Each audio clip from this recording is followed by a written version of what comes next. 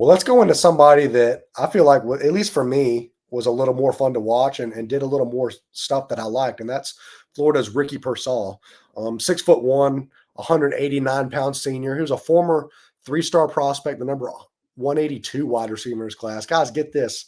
He ranked eighth at the combine with his athleticism score. So 2 spots above actually Xavier Legette, based on his athleticism score. Consistently was around the last 3 seasons, around the 500, 600-yard mark. Almost hit 1,000 yards this season. So again, one of the first things we're going to talk about is just route running. And for this, when we get to Pearsall, I really liked his route running.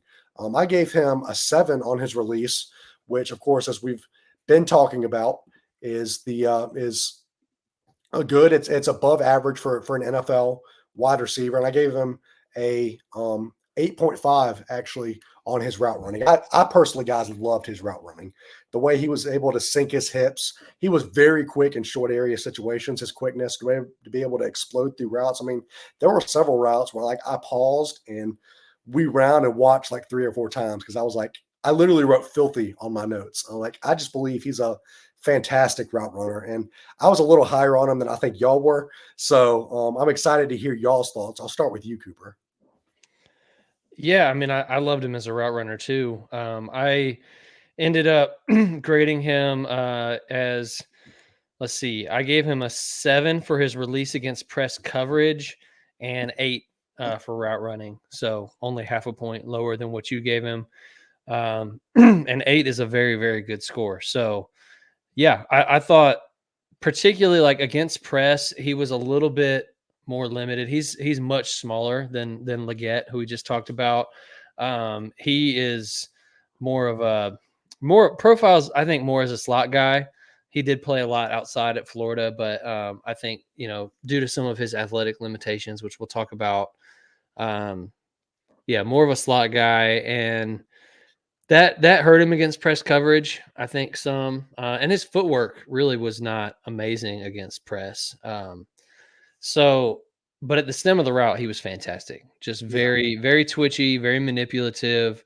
Would frequently put his foot in the ground and get the defender's hips turned the wrong way, get wide open. So I loved his route running. Was a little bit less impressed with his release against press. Yeah, the top of his routes were fantastic. I mean, he was consistently getting 4 and 5 yards of separation when I watched him run routes. I mean, he's such a, like you said, you used the word twitchy, and I believe that's what he is. He's a super twitchy, fluid athlete. Rupert, what'd you see on this area? Same thing. He's very smooth and he's very nuanced in his route running. He really understood coverage. I could tell multiple instances where, they may be playing like cover 3, like the cornerback's playing off, but with inside techniques. So he's running like a little post, but he starts off further inside to try and beat him out. And then actually he's going to corner and then breaks it back inside.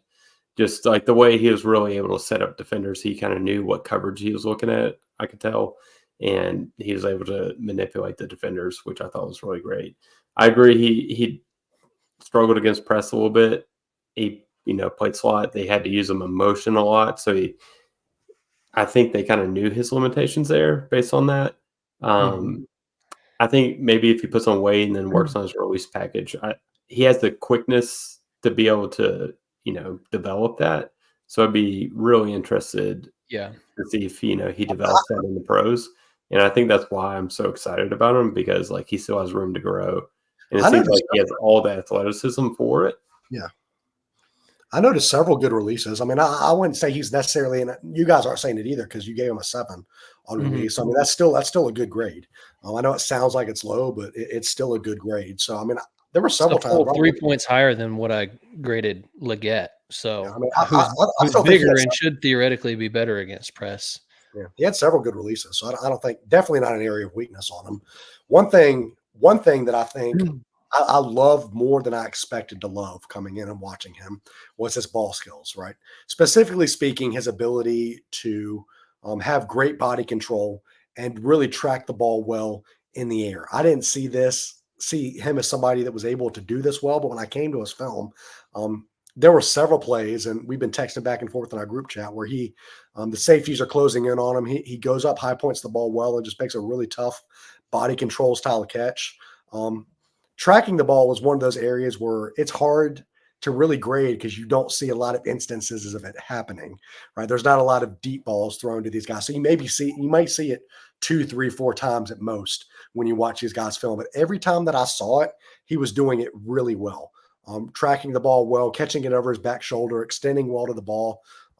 I graded him out when it came to ball skills. I mean, his hands, I graded him out at an 8. I thought he had really good hands. He was acceptable in contested catch situations and didn't really do that a lot. But I mean, his body control and his ball tracking. I mean, I gave him 7.5 for his body control and or ball tracking, 7.5 for body control and an 8 for his ball tracking. I mean, I thought those were really good strengths for him. I'll start with you, Rupert. What did you notice in his ball skills area? I agree. Same. I did. I felt like he got a little too arrogant with his hands. In 2 instances in the games I watched, he should have put out 2 hands. And he basically was just like trying to show off, or I mean, it was a little far out, but he just stuck out one hand and ended up dropping it. Where I felt like he should have gone with 2 hands for it. And then another time he just had a concentration drop on a little tunnel screen. But other than that, really good hands. He was a natural hands catcher. Didn't see anybody catching at all. And I saw the same thing on the deep balls and shots that he got. He tracked the ball really well. Some like kind of slot fades where he's having to track it all the way over his opposite shoulder. He did a good job with that. Yeah, I agree with you. Overall, I thought his hands were incredible. Um, there was not a lot of contested catch that I saw. It just wasn't his game. We mentioned he's kind of more of a slot guy anyway. He just wasn't in a lot of those situations. I gave him a 5 for contested catch and a 5 for catch radius. I didn't feel like he had super long arms or, great vertical or, he's not that tall. 6'1's not tiny, but he's not that tall. So catch radius, I felt like was just okay. But that being said, his body control was fantastic. I think I gave him an 8 out of 10 for body control. His hands were really sticky, really reliable. He caught everything extended out of his frame. He didn't catch anything inside of his body. I gave him an 8.5 for hands, and I gave him a 8 for body control and an 8 for ball tracking. So overall, like I thought his ball skills were very, very good. Just not much of a contested catch guy, but very, very reliable hands and somebody that you can trust him. You're going to throw it to him on a key third down and he's going to be open and you're going to hit him in the hands and he's not going to drop it. It's not going to be a Kadarius Toney, right? He kind of looked like a Mr. Reliable. And I saw a lot too, where like a ball was thrown behind him and he would like contort his body and reach backwards across his frame to pull it in. And There's more Julian Edelman than Kadarius Toney. yeah, more Julian Edelman than Kadarius Toney for sure. So, yeah, I liked what I saw in the ball skills for Mr. Pearsall here. Moving on, talking about his yards after the catch ability.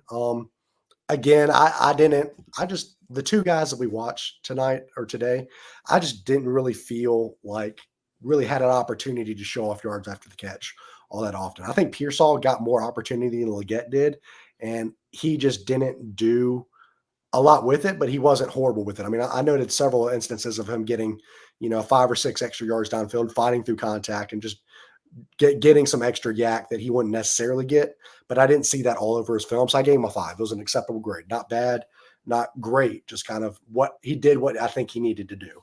Start with you, Cooper. His yards after the catch, did you see anything in his games that you were watching?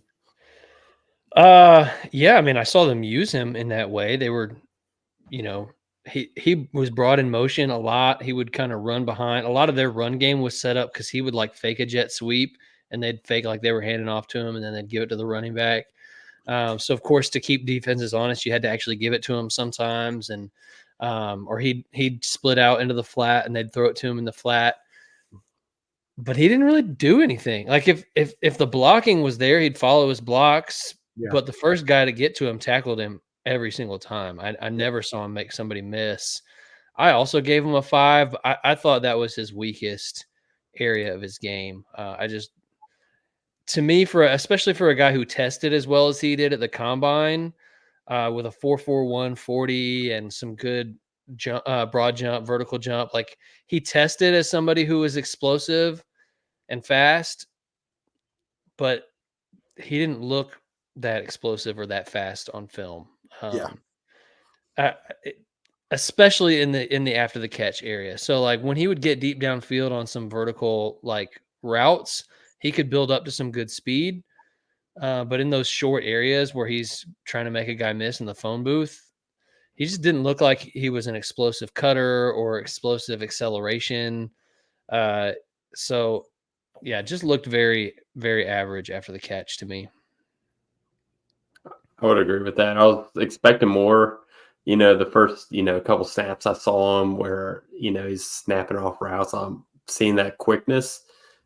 And I was expecting to see that kind of translate over the act. So it was a little confusing to see it not. Again, like I agree with y'all, like just middle of the road. Like I wouldn't really knock him completely for it, but it's just I was expecting it to be a big part of his game, and it just wasn't from what I saw. Yeah, and I mean that kind of goes into that conversation of athleticism, right? I felt like he was a good athlete. I mean, he showcased the ability once he got downfield and once he built his speed up. He was a pretty fast wide receiver in the open field. One thing that I really noticed about him was his short area quickness. I feel like I rated him higher. I think I rated him higher on that than y'all did. Just the top of his routes, his short area quickness to break off his routes. That was again a strong suit for him. I gave him an 8 for that. 7 on game speed and burst. So, I mean, they were good. They were a plus for him. But again, like you guys were saying, just his ability to make a man miss in the phone booth, it's not exactly there all the way. So, you guys want to talk on his athleticism, his burst, his short area quickness, any? I gave him a 7 for game speed. Like I said, I felt like he did have some good speed on some of those deep routes. Was above average in that department. Looked at least as fast as Leggett to me, who I also gave a 7 in that area. But only gave him a 6 for burst, and I gave him a 7 for quickness. But again, like I saw that quickness a lot on his routes. I didn't see it a lot after the catch. So overall, like I gave him decent athletic, like 7.67 for those athletic things. Or it's an above average athlete, and he tested that way at the combine. So the only like truly low score that I gave him was contested catch and yak. But yeah, overall for me, he graded out to about a 70, which would grade for us as a flex option in fantasy. So, which that makes sense to me. 69.77 on his right, which is a flex option. So we still like him, right? He's going to be somebody that you can plug in to your lineup, especially on bye weeks and stuff like that. So I think he's somebody that you could target. Where would you guys round wise? I mean, I haven't seen any mock drafts recently. I don't necessarily know where he's going, but where would you guys feel comfortable taking him in a rookie mock? I'd say back half of the second round. Yeah, that might be about where I would take him to. The tricky part with him is that I think he's 24 years old. So he's an older prospect, and I think Leggett is similar because he's a 5th-year senior. I don't have their age right in front of me. But when you combine like 24 years old as a rookie with flex option as what we're like grading him out as, like that's not exciting. When I'm drafting a guy in the top half of the second round, I'm not trying to draft a 24-year-old flex option, right? Like I want to shoot a little higher than that. And I think, to be fair to Ricky, like, would it shock me if he was kind of in that Jaden Reed realm where he was more than a flex option and you could feel good starting him at wide receiver? No, it wouldn't shock me. So I'm not saying that flex is like his ceiling, but I don't know. It's the age combined with the lack of upside to me that cools me on a little bit. So I would agree that back half of the second round feels appropriate.